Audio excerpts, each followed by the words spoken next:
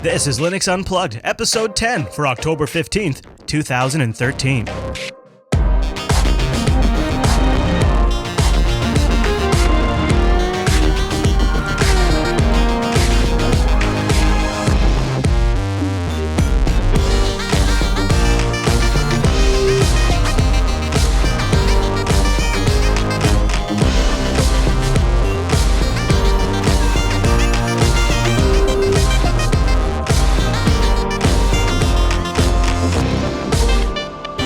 Everyone, and welcome to Linux Unplugged, the weekly Linux podcast observing the Linux landscape from its unplugged observatory high above it all. My name is Chris.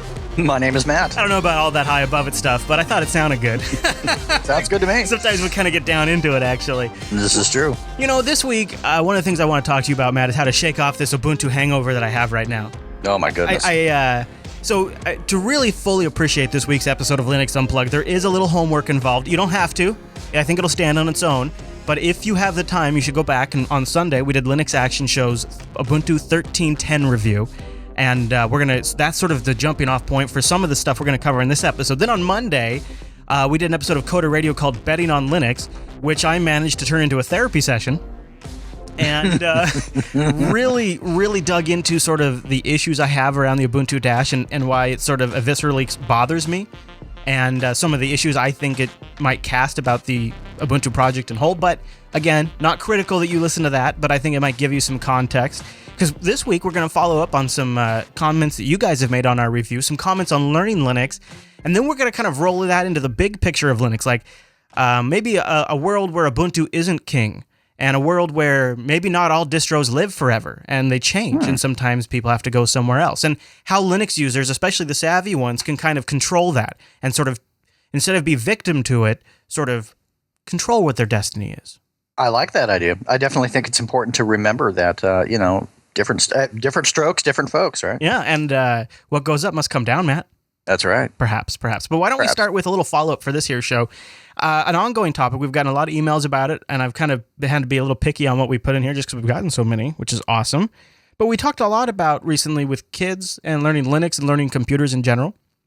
And we got a lot of emails from teenagers, young teens, and even younger than teenage years, saying, "Hey, don't think it's all of us. I'm That's learning awesome. computers." And good for you guys. Yeah. Definitely. Yeah. Mike wrote in, and he says, learning the nuts and bolts, Matt and Chris, not everybody either wants or can understand how things work. To some, their computer is an appliance and nothing else.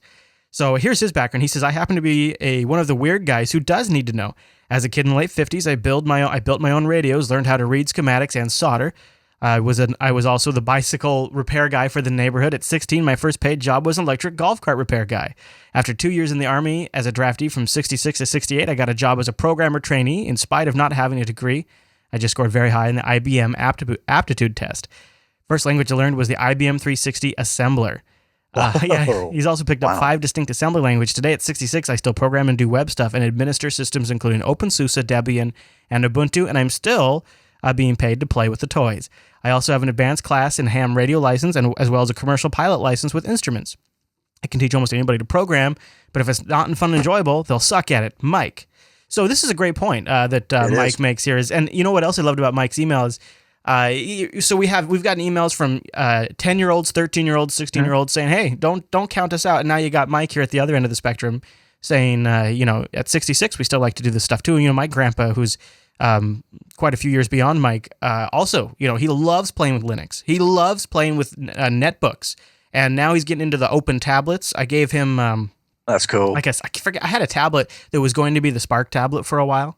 Oh, yeah, I remember that. Yeah, I gave it to my grandpa so that way he could load whatever he wants on it because he loves doing that kind of stuff. And I think he just hit 80, actually. That's awesome. Yeah. But, it keeps you feeling young. It keeps you involved and active and doing cool stuff, Yeah, totally. It is good to see that. And so, while maybe the general populace, and even a decreasing number of people will be specialists, there's still some out there. Now, Brian wrote in with a response to last week's Linux Unplugged, where we titled it The Ubuntu Situation. He says, I think everyone is overreacting. I've been running Ubuntu 13.10 for a few weeks now, and it keeps on getting better and better. other than the smart scopes, which I just choose not to use for the online results. This is one of the best releases so far. Ubuntu needs to be stable and boring for a release, maybe even for a few cycles. Unity changed everything, and they're now getting to the point of polish, and they shouldn't screw that up. Mm-hmm. Everyone outside the hardcore Linux community wants a stable OS. We are geeks. We like the bleeding edge. Do we complain when OS X doesn't ship the latest X? No, we do not. We don't even know about it. That is the mindset that we need to keep in mind. They want this to go big time. The focus on mobile is important. I can live with a stale OS for a few cycles. A good perspective to get on the show since we've... It's a neck, yeah. Yeah. And then Zach wrote in with another follow-up to the Ubuntu situation. Zach wrote, "Hey, Chris and Matt, I have a few comments regarding the most recent Linux Unplugged. Great show, by the way." He says he likes the format. Good compliment to the big show. First, regarding Noah's email about young Padawan learning about Linux.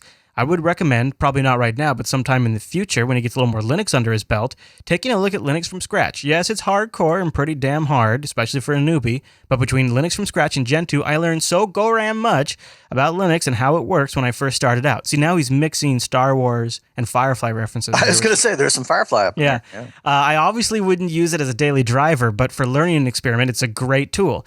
If you could pass that along as a suggestion to him or mention the show, that would be awesome. Second, Christopher.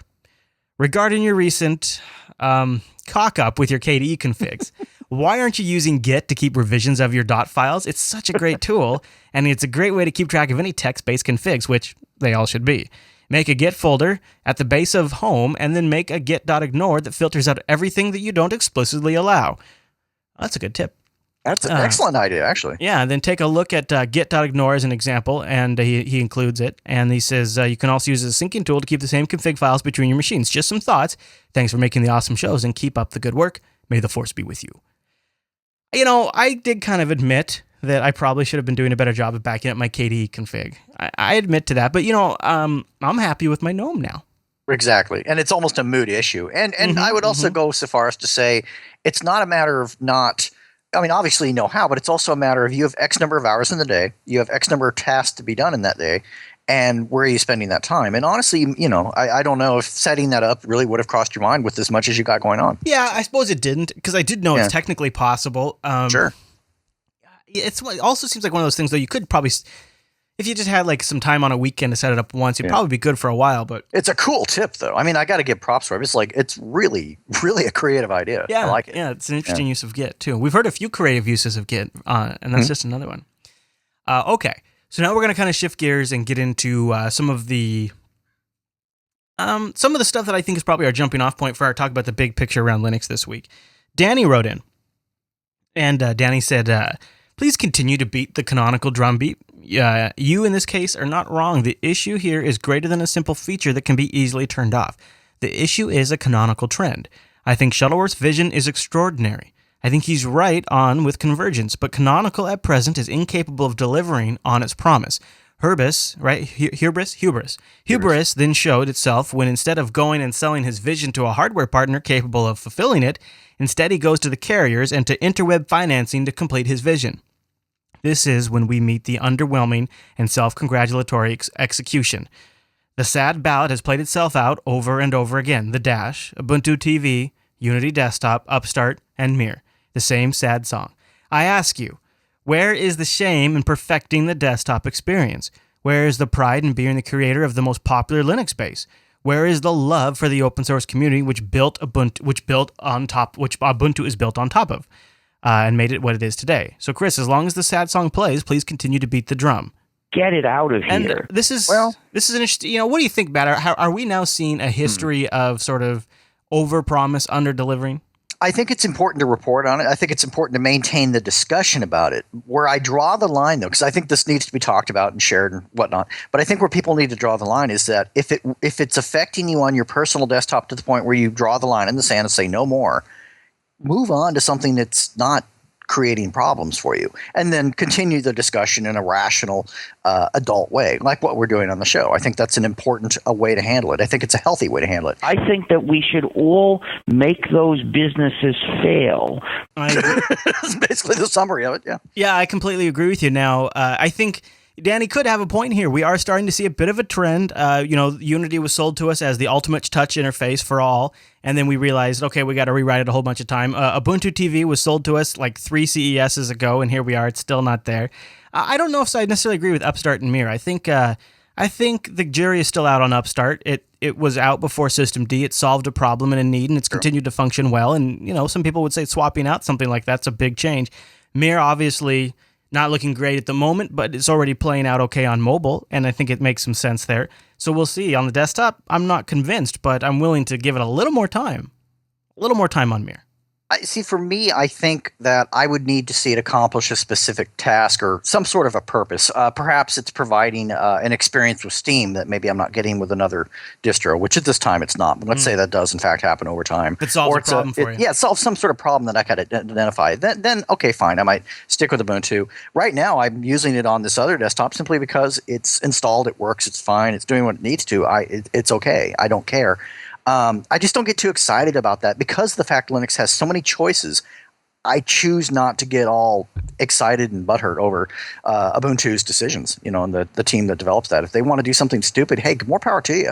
Go ahead. Yeah, and I actually think what we are witnessing is not necessarily an Ubuntu problem. I think this is going to happen over and over again. And I think if you look back at the history of Linux, this already has happened just in different iterations. So, and this is where we get into the big picture aspect of Linux and why Linux is stronger than any one distribution and why that actually really matters and why I actually think that Linux users today are not taking advantage of that fact. But before we get to that, before we kind of shift gears into our main topic today, I want to thank our sponsor, Ting.com. Yes, Ting is mobile that makes sense, my friends, and my mobile service provider and Matt's mobile service provider. That's right. They got the new Note 3 out now, Matt. I'm just putting that out there, just letting you know. Oh, yeah. Now, one of the things that I think is absolutely fantastic about Ting is how they do their rates. You don't have to pay into a big plan that you only use. Like, so say your cell phone bill is like $60 a month. Well, how do you know if you're only getting $30 of value of that? Ting separates out your voice, your megabytes, and your messages into individual buckets, and you just pay for what you use at the end of the month. That way, if you're not a heavy voice user one month, you don't end up paying in a whole bunch of money into a voice line that you don't need. On top of that, it's contract free. That's right. No contract, no early termination fees. You only pay for what you use. It's a flat rate of $6 a month. You can have as many phones on that line as you want, sharing the pooled minutes, and then you buy your phone. When you buy that phone, it's contract free. You own that phone. That's what that's like probably the top 5 things I love about Ting. Oh, yeah. But it gets even better from there. If you go over to linux.ting.com, you'll save $25 off your first month or $25 off a first device if you are not bringing a device. And they're doing something that's kind of fun. And this only goes on till the end of October 31st. They're getting a little Willy Wonka up in here. So that Ting has these new really cool pouches that they're shipping out devices in. And they're reusable. You could use that. You could actually just use it to like carry like your recharge stuff, like for the car or whatever. They're really nice devices or cases. Mm-hmm. And in these cases, they have golden tickets. Now there's going to be there's going to be 3 tickets that go in the cases that get sent out, and there's going to be 3 digital tickets. When you buy a device from Ting between now and October 31st, there could be a golden ticket in there. That golden ticket will get you a year of Ting service for free.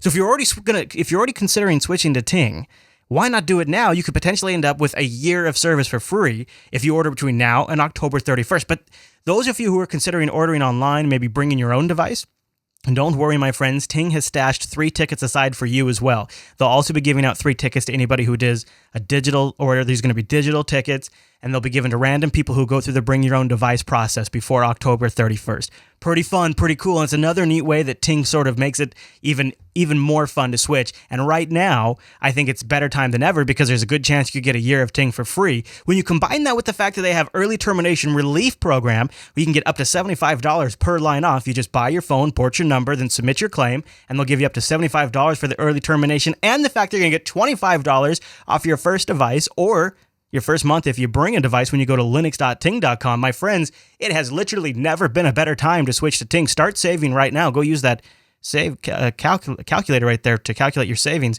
I think you'll be pretty impressed. And if you ever have any problems, anything you ever need sorted out, just give them a call. 1-855-846-4389. A real person will answer the phone, and a real person will take care of your problem. They claim responsibility, and they own that for you. They really get it solved. I really appreciate that. That's so awesome. And I love the fact that, for the golden ticket program, it doesn't matter how you come into the program, whether or not you're bringing your own device, you can go digital, or if you actually are purchasing a device through them, then you get a real ticket. That's awesome. Everybody wins. It's very cool. So go over to linux.ting.com. Tell Ting thanks for supporting Linux Unplugged, and then go get yourself some great service and a fantastic phone. Linux.ting.com, and thanks to Ting for sponsoring Linux Unplugged. They get a winner bell. Yay. For being awesome supporters. All right, Matt. So I wanted to continue in the vein of digging through some follow-up, which will bring us to our main topic this week. We had a really good post in the subreddit linuxactionshow.reddit.com this week from Raccoon1215. And the post was titled, I use old crusty Debian stable, and I love it. This is such a great post. I want to just read a couple of highlights to kind of kick us off here. He said, I was inspired by the recent discussion on Linux Unplugged, and I thought I would talk about my desktop and server distro of choice, Debian stable, technically Crunchbang. And why I prefer it to, say, the way of Arch doing things, i.e. Bleeding Edge. You kids and your fancy new shiny GUIs and your Unity and your Cinnamon with your GNOME and your KDE. My desktop was bland, gray, and that's the way I like it. And for reference, here's my default settings of my desktop. It's a very nice looking, very clean looking desktop. Minimal, for sure.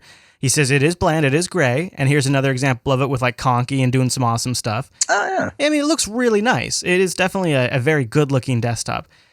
He goes on to say, on a separate point, I don't want my desktop and window manager to change on me. Chris brought up the example of running a system update and having GNOME update from 3.8 to 3.10. If such a drastic change happened to me, I would panic. I don't want that to happen. To quote RMS, get it out of here, which is right there. He goes on to say, yes, packages are old, and they don't and won't ever get updated until the next version of Debian, but that's a good thing. I don't want some program I use every day to suddenly change its behavior. It should be predictable. I don't want the init system to suddenly change to systemd, even if it does look awesome, until the next release cycle. In addition to that, sometimes old packages are just better than newer ones. Sometimes newer versions of things lose functionality. In conclusion, if I had to sum it all up, it would be this. Unplanned change is bad, and Debian understands this. Well, I think it's, he's finding something that works well for him, and he's someone that probably likes, well, not probably, he definitely likes his experience, predictable. He wants to wake up and know that even after an update and everything that's going on, everything's going to look and feel as it did. Everything's going to operate the way he expects it to, and I think that's awesome for him. I guess so. I mean, I totally see that. I'm not quite to his degree, but it smacks a little bit of being afraid of upstream. Like, people, I think, I don't know. Okay, so, I'm like him to a lesser degree. Yeah, I can see that. I can see that. I'm not near as extreme. There are some things I just really want a hell of a lot. I want to get the Arch to the Arch repos and see some of the latest greatest stuff. I do. So like I think I called it. There's an old school way. This was Earthy. I just read the nick Earthy Pornstar. Earthy Pornstar commented that I called it the old school way, or people who haven't gone rolling haven't tried it in years. I believe were comments I recently made. And he says it's not just about updates breaking stuff, it's about general stability, compatibility, and functionality. He goes on, and I thought this was an interesting comment. I, like all Linux desktop users, am clearly downright insane for not using OS X as a daily driver desktop. Yeah, Apple Inc. is evil and all of that, but if we look at this from a factual, architectural, and even practical viewpoint, there is no comparison. All the best parts of Macintosh plus BSD Unix, all highly polished, highly stable workstation quality, because obviously OS X only runs on Macs, therefore Apple can write close to 100% of the drivers. He goes on to say the Linux, he says, actually I wanted to point this out. He says, resulting in old school workstation stability that is downright perfection, to be honest. I don't know if I agree with that. I wouldn't say perfection. I would say an expected experience would probably be the kindest. Okay, good way to put it, right? Yeah, that's a good way to put it. And he, his point here is that OS X has apps and it has this Unix architecture, but I think that is true to an extent, and I think we have to, even as Linux fans, have to acknowledge that there is a really good, compelling solution on the Mac side, right? But it comes at not only a premium price that not everyone's willing to pay, but it also comes at a limited set of options. Basically, on the Mac side, you can either do it or you can't do it. Right? True. You can't. Yeah, I would say that's. Yeah, I'd say that's true because I mean, in the past on my wife's Mac, for example, just the adventures of trying to get HP printers to work or not work, or will this update break it? It is not perfection. I quite honestly get greater stability out of any one of my Linux computers than we see on OS X. Quite honestly.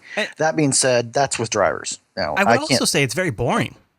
It's extraordinarily boring. You really can't do a whole ton of tweaking with it. The only reason I ever find myself in front of one is if I need something software specific that I'm not getting on Linux. And that would be I'll always use that over using Windows. Yeah. Because I really can't stand God, Now, kidding. here's the point, and this is funny because it shows you there's several different ways to think about this, because I take his last point here and I see it a completely different way. He says the Linux desktop is easily still a good 5 years behind Windows and OS X. Without LTS, Linux wouldn't even be in the ballpark. So let's take the 5-year thing and really look at this logically. Factually speaking, when Windows 7 first came out and I had my mom's ton of peripherals that I wanted to see what would work, 80 to 85% of them would not work because there were not compatible drivers. Fact, okay? Linux, all of them worked. No, I wasn't running Linux on our computer. Another thing, we look at wireless drivers. Drivers specifically would be a big thing there. Also, just overall stability. Even in Windows 8, it's more stable than it is in the past, but it's not that awesome. I think you're right. I think you're right in terms of drivers and kernel stability. I think what he's talking about is because I think in this context he's talking about certain applications, perhaps like Final Cut and Photoshop and things like that that are just way ahead, that are only available for Mac or Windows. And that's factually true, but that should be stated as such. Not that the platform is 5 years behind, but the fact that the companies that produce software for those platforms, it's just non-existent. It's that's fair. But here's where I see the disconnect, is because his argument is that the LTS Linux is out there, and LTS is Canonical's term, but Red Hat Enterprise, SUSE Enterprise, all of these enterprise-grade distros, they are a picture of time. They're like, when we look out into space and we see planets come back into us, the reflection of light from millions of years ago. And so it does not represent the true state of the Linux desktop. So in a sense, in a way, you could argue that LTS also holds Linux back, because as we are rapidly evolving at a pace that is way beyond what commercial software evolves at, as we are rapidly evolving, that is lost by these LTS snapshots. Now, that is a benefit in the enterprise, and that is a benefit for folks that want Debian stable, right? That is a good thing. Right. But in terms of actually pushing the envelope forward, seeing where the innovation is in the Linux desktop, you lose it a little bit. You lose it in the forest because you can't see it.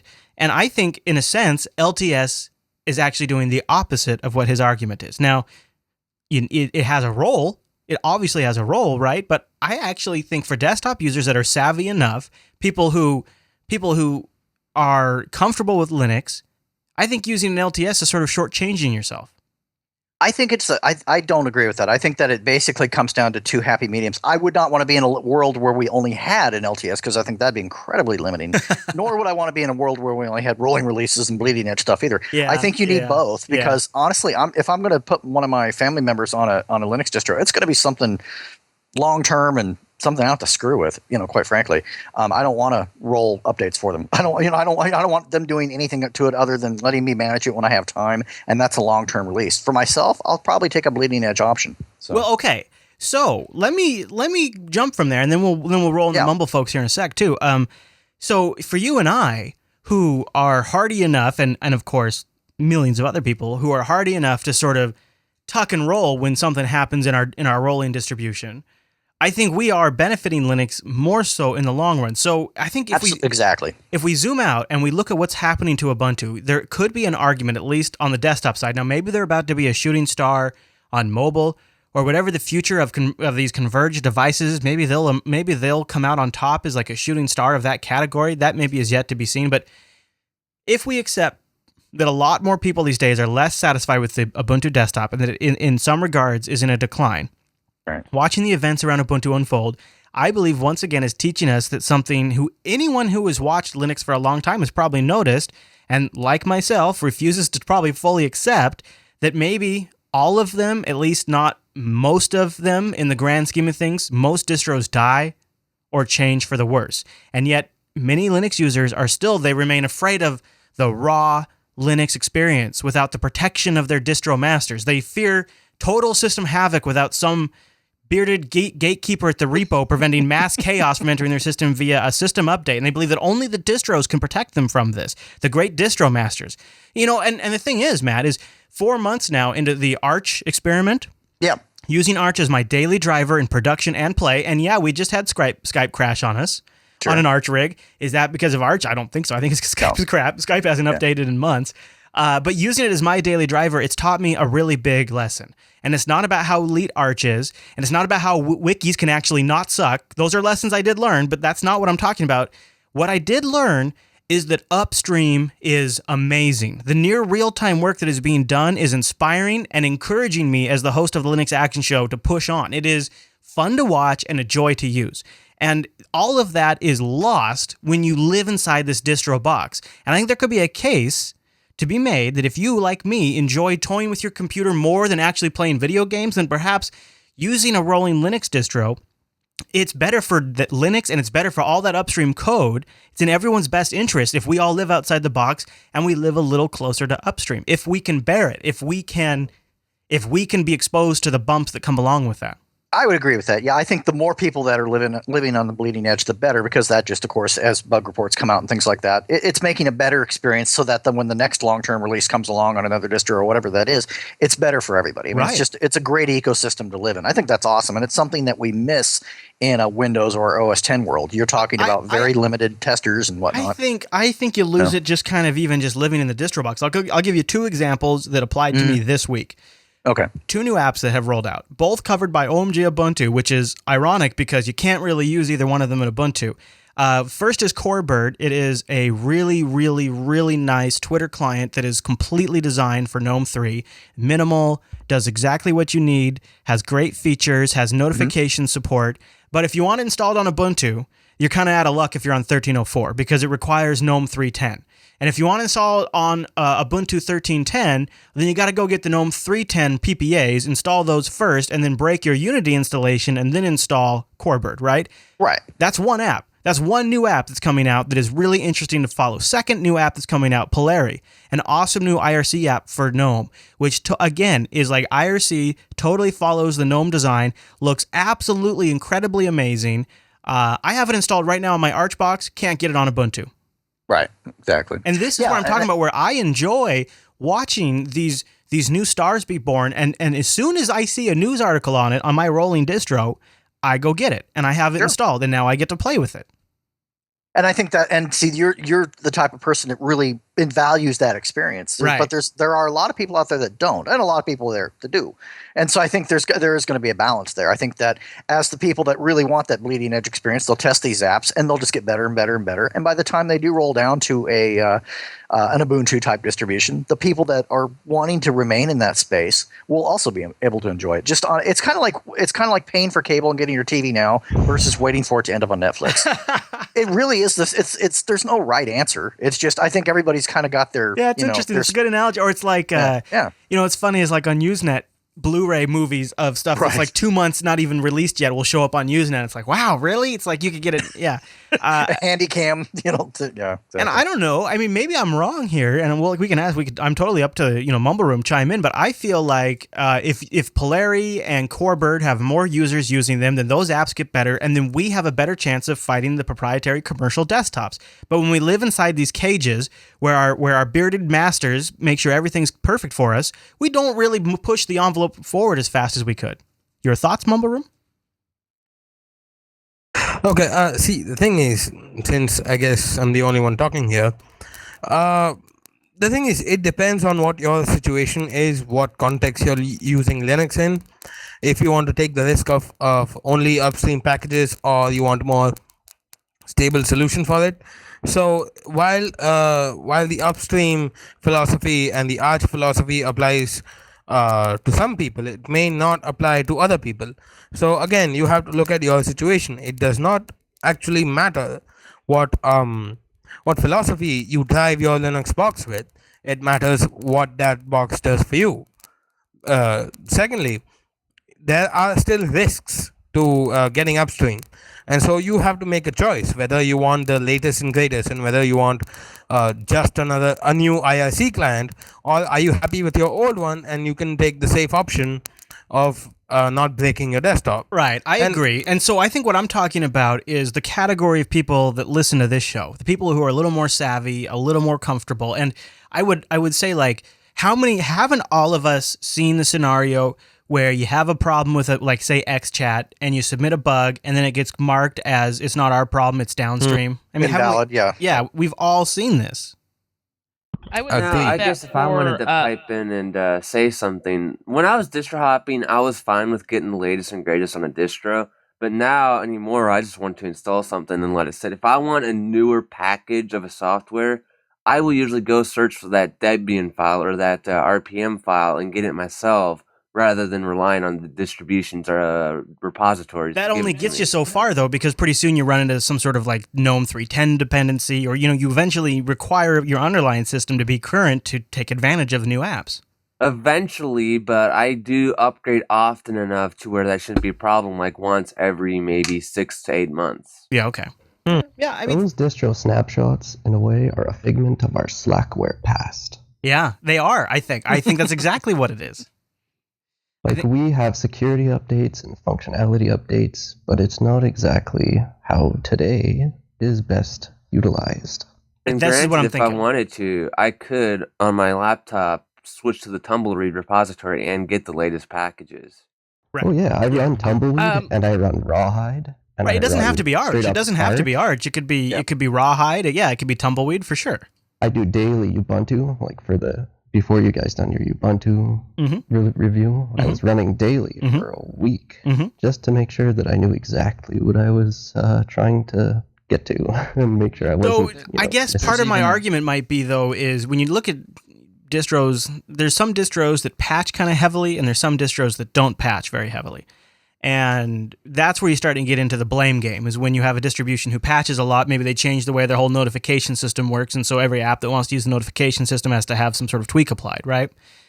That's the only thing where I kind of, I guess what the point I wanted to get across is I feel like I was a person who I for a long time believed that if we couldn't make Ubuntu a success, it wasn't possible for Linux to be a success. Not because it wasn't good enough, but because you needed to have a corporation behind it with a little bit of money that, a company like Valve could call up. You needed to have a community organized around it. You needed to have a good established base with a good reputation. And I thought, there's really not another distro, while there's other really good distros and even better distros, like none of them have all of that stuff and are also targeted at the desktop and cloud, et cetera, et cetera.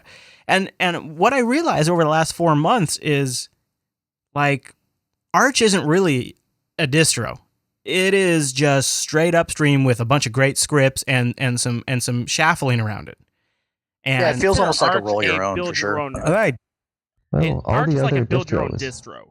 Yeah. Right. But what that has shown me is, like, just what the community itself is producing is pretty great. Well, Like, all see- of the distros, all the other ones with corporate backing are pretty much server or corporate desktop-based distros like Novell and Red Hat. Ubuntu is the only desktop, distro. But the reality is they actually actually does make it. their money on cloud. Right. Yeah. Yeah. That's the Now, thing. I that's was the thinking thing. when you back when you said notification, that's why I stick to like the standard desktop environment like KDE or even the GNOME 3.10. I don't go towards Cinnamon or towards Unity, just because they're the biggest ones out there, GNOME and KDE, or even XFCE out there, and they tend to use the standard components for notifications and such. Right. libnotify. But see, Yeah. See, the thing I was saying about Ubuntu is that there are still disadvantages to having a super popular Linux distribution, because there was a post in the Linux subreddit where a man said Microsoft Word deserves to die because it captured the market.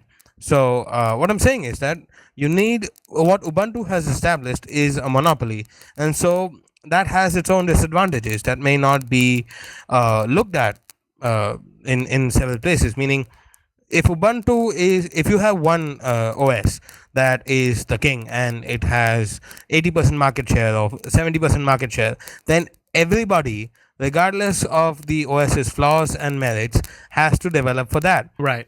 And so that restricts them. That I don't know if restricts the market. they've reached that. I don't know if they have reached that. And I think the thing that kind of made me think that was, and I could be way off the mark on this, but to me, the thing that kind of brought that home to me was if Ubuntu had reached that monopoly point where you must write for Ubuntu, kind of like the reason I put our videos on YouTube is because if you don't put them on YouTube, then there's thousands of people who won't see them. And I hate it, but that's where I put them. And there are a lot of advantages to being on YouTube, even if I have to fight them constantly. I think that, when Valve chose to create SteamOS, that was Valve making a vote of no confidence in the long-term viability of Ubuntu on the desktop. And the reason I say that is because if you're going to hyper-focus on making the best thing possible, you don't really need the baggage of creating your own OS, right? I mean, they never had to have SteamOS when Windows was around and the Mac was around. And then it was like, I think maybe Gabe was sitting back, smoking a cigar and thinking, man, am I going to bet the whole farm on this Canonical Clown Show? Or am I going to just take the great work they've done so far and create my own, direction? And I believe that them going with SteamOS proves that they do not hold that monopoly. But certainly, I was thinking this whole time, it's like, okay, what if the Canonical patches the kernel so much that it eventually ends up like, let's say, Android?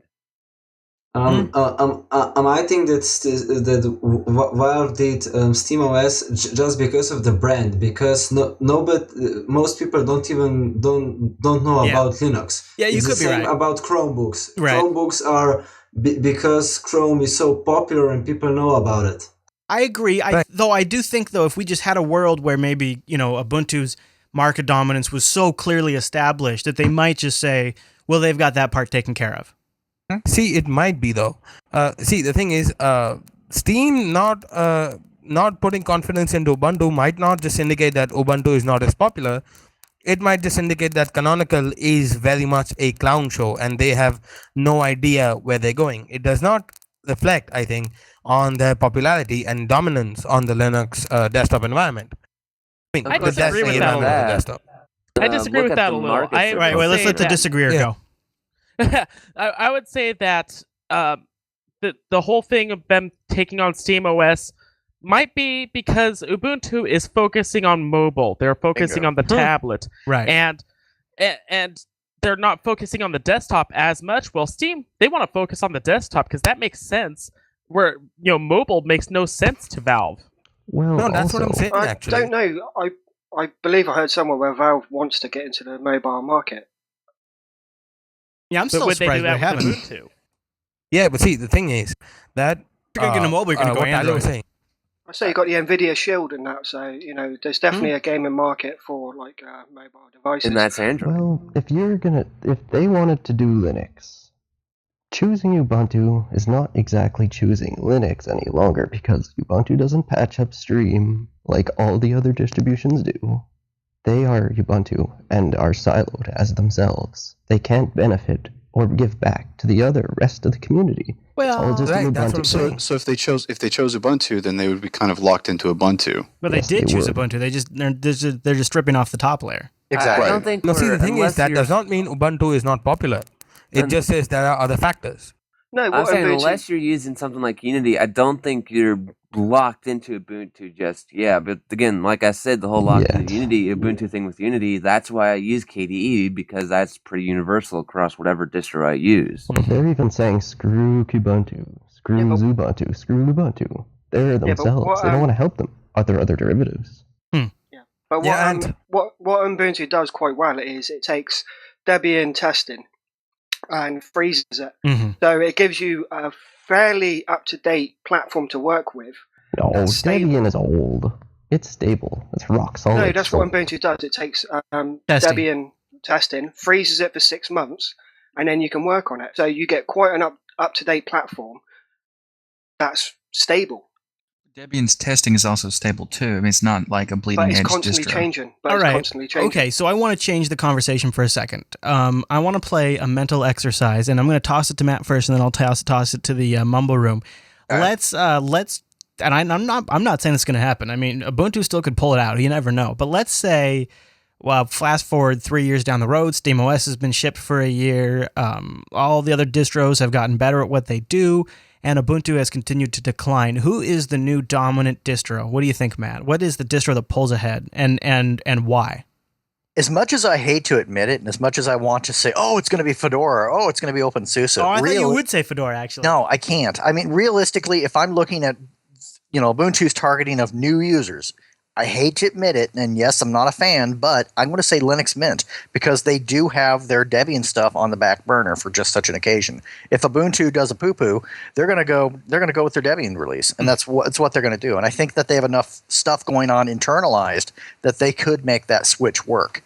They're not ready yet. Would it be better for everybody though if it was like Manjaro or Integros, like somebody? It would be awesome, but I think that people have to remember part of why Linux works is because the kernel is not a democracy. What about elementary OS? Elementary OS? Elementary OS again. It's you got these these community-based distributions that's great, but they're not. They come and go. Quite honestly, I've seen a lot of community distros come and go, and at least with a corporate-backed distribution, as much as I don't like a lot of them. You have something identifiable. You can spot. Okay, it looks like they're going to go downhill, or it looks like they're going to all right. But is the problem? Could the problem with Mint be, as much as I have respect for Clem and all that he's done and all that he continues to do, if Clem gets really super burned out, what happens to Mint? I mean, you got one guy, right? Whereas OpenSUSE is an entire company. There's an entire team. People come and go, right? And Fedora has got the back end of Red Hat. You got these Mint and elementary OS. They all suffer from a very, very short bench. No, that's true. But here's the problem, though, is that you have to look at Fedora doesn't target new users in any universe. OpenSUSE, again, great distribution for the enterprise, not for the new user. It's just not. The tools provided are not targeting grandma. Linux Mint is. That does not mean in its current state that they don't still have some of those community issues. But I see enough interest, resources, and I mean financial resources being dumped in their general direction to where I think at some point, if Ubuntu did go south, I could see some sort of a structure stepping in, or perhaps even being formed around it. I think that could happen. Okay, Mumble Room, let me ask you this question, and whoever wants to chime in, answer it. So I think there's a couple ways we could take this. I want to ask you guys, is it possible we could have a 3 or 4 year 3 years down the road, Manjaro continues to evolve, and they've really got something where they've got a good combination of up-to-date packages, but certain snapshotting of key components to make things stable. Could Manjaro pull ahead as a lead distro candidate? I don't think Manjaro has the corporate backing or the money behind them to make that happen. It's completely community, and granted, Mint is completely community too, but I mean, their sponsorship is up the wazoo. Yep. It is. Yeah. That's almost better, isn't it? Yeah. Well, the thing with Ubuntu isn't brilliant, but what Ubuntu is extremely good at is marketing. I don't think there's another distro on about that is as good at marketing as Ubuntu is. Elementary got close with their countdown, but I agree. Like when you search for past stuff, Canonical can capture the headlines, especially for the Edge campaign. They captured the headlines. Yeah. Yeah, I mean they're a PR machine. They can do marketing like no one else. I mean they're really good at it. I was thinking Mint, I think would probably pull out front, but I got a funny feeling that Kubuntu might do quite well because that's got quite a lot of backing. That I like. That I would like. I can see that. What is Kubuntu has a new backing? Yeah, they have a corporate sponsor now. Yeah, Kubuntu's got Blue Systems. Yeah, and it's a completely separate operating system now. I mean, I know it's still based on Ubuntu, but the KDE fellas have very little. Right. I mean, and they're leveraging the. Kubuntu will continue to leverage the big advances we're going to see in Qt and the big adoption we're going to see in Qt because of mobile. I mean, that's the other thing about that could play a big part in 3 years is as mobile continues to influence the direction of Linux, Qt is going to continue to become a more and more dominant framework that people use. I wouldn't be surprised if KDE distros do pull ahead because of that, right? Yeah. One thing. That say that the default is king? Right. Yeah. How is Kubuntu default? Yeah, it may be. Well, they have a huge corporate sponsor in Blue Systems, but for Blue Systems, I think that's a means to an end because their goal is for Netrunner, which is a derivative of Kubuntu. They live and die with Kubuntu. If anything, my choice would be SUSE. Because it's got a good mix of corporate backing and community, or what? Yes, and they can PR the hell out of themselves. Yeah, you know what? The SUSE camp is really good at PR outreach. And they've got they support, are and they're not. But they're not up to the snuff yet. Well, I mean, think about it. Like, Matt, before a SUSE release, you and I usually get an email from somebody at the team who tells us... And QT. what's new. They usually send us pre-release ISO links for us to download, so that way we can get it before the mirrors get smashed, and give us a chance for our review. I mean, that stuff's and the other thing, for their audience, I would say so. For the people that Ubuntu targets, not even close. No, I agree. Yeah.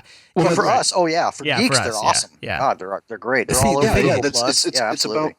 It's about not just a single thing. It's going to be a combination of things. It's going to be good PR. It's going to be low barrier to entry. Like, do you need to know anything about Linux to get into it? Your grandmas, your lifetime Windows users and things like that. If it isn't simple for them to just pop in a disk, install it, and then it's easy for them to understand. I think OpenSUSE, maybe not all of us like it, but OpenSUSE has YAST, and when you're a Windows user, you want the control panel, right? You want to be able to bring up control panel and go add remove software, detect your hardware. Well, I mean, that's what YAST does, right? And and I'm not saying that SUSE couldn't pull it off. I'm not saying that at all. I'm just saying we're focusing on, well, it's this. Well, no, it's this. Well, no, it's this. And it's really just a combination of things. And right now, Ubuntu just has a stranglehold on that. But SUSE has all the combinations. They have the corporate backing. They have the build service, which is bringing in, which is bringing a whole bunch of new software. They have the gallery, and ladies and gentlemen, probably the number one thing for me right now, they have Tumbleweed. So you can also be rolling, right? I mean, it seems to me like OpenSUSE has got a pretty good collection of a lot of the things I like. The only problem is, at the end of the day, I can't imagine using Linux now without Pacman. Yeah, see, that's my big thing. But OpenSUSE that's going to be your advanced users. So. Yeah. They have Greg. He's straight up next in line to Linus. He's a straight up kernel. He's our kernel master. Oh yeah. And he's at SUSE. Oh yeah, for sure. So they can support the hell out of SUSE for the I'm going to user use the M word here, but one thing SUSE has backing it too is a agreement with Microsoft. Oh yeah, they do. Yeah. In fact, they're OpenSUSE. They have an OpenSUSE week, or they have like a SUSE week coming up. Like a conference, and Microsoft's one of the top sponsors. There's SUSE Linux Enterprise Edition. I completely forgot about their enterprise desktop. Right, yeah. And I have to say, one of my favorite things about OpenSUSE would be the build service that people could set their software on. Right. I'm going to check something out there. How about an Android Chrome OS hybrid? I mean, if Google actually ends up sort of producing that, where you can run Android apps. I feel like Google has too much skin in the game to be a trusted platform provider like that. My system controlled by Java.